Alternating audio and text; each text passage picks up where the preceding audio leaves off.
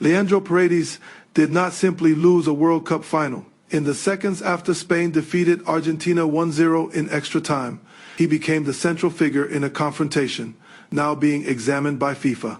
Video footage showed Paredes grabbing Eric Garcia by the throat and pushing Gavi to the ground as players and staff flooded the pitch.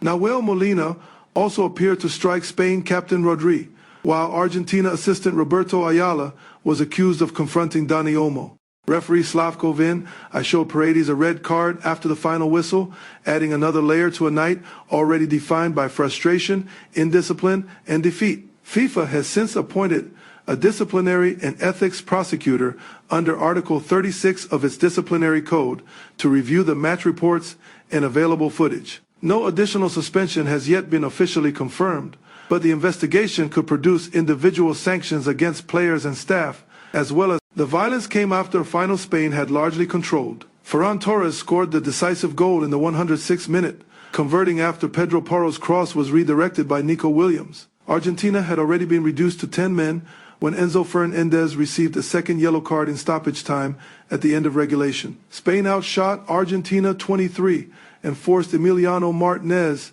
into a remarkable series of saves. The goalkeeper reportedly finished with 12, keeping the defending champions alive far longer than their attacking performance suggested they deserved. Spain's victory delivered a second men's World Cup title, 16 years after the triumph of 2010. For Lionel Messi, playing at 39, the defeat may have marked the end of his World Cup career. While chaos unfolded behind him, cameras captured Messi sitting on the grass, isolated and silent, a striking contrast to the anger surrounding several of his teammates. Spain won through control, patience, and pressure. But the final is only one part of the case confronting Argentina. FIFA is also reviewing a political banner displayed after the semi-final victory over England. The message, Las Malvinas son Argentinas, refers to Argentina's claim over the Falkland Islands, a territory that remains under British administration and was the subject of the 1982 war. Reports and images indicate that Giovanni Lo Celso displayed the banner during the celebrations.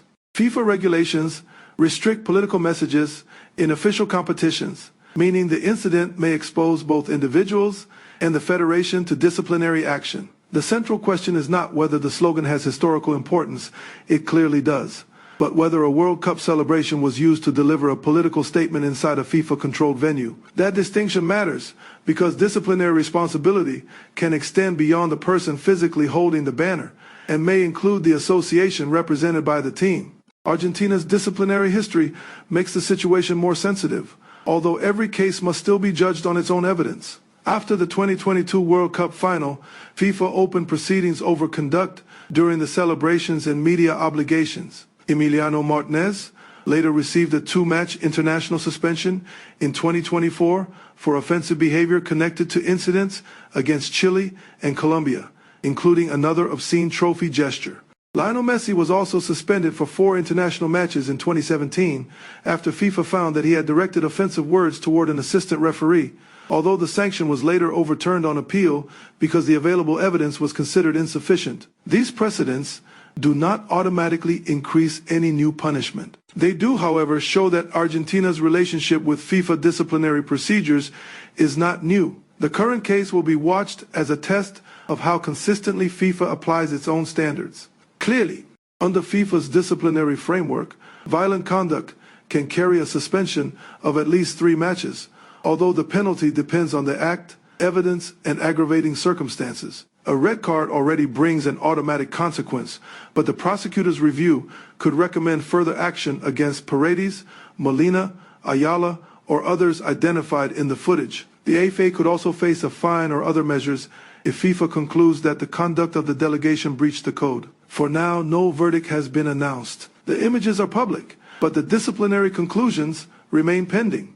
This story should not be reduced to outrage, loyalty, or national rivalry. It is about accountability after football's biggest match, and whether a few uncontrolled seconds will follow these players long after the ceremony. What punishment would be fair? Share your view below. For clear updates as the investigation develops, subscribe.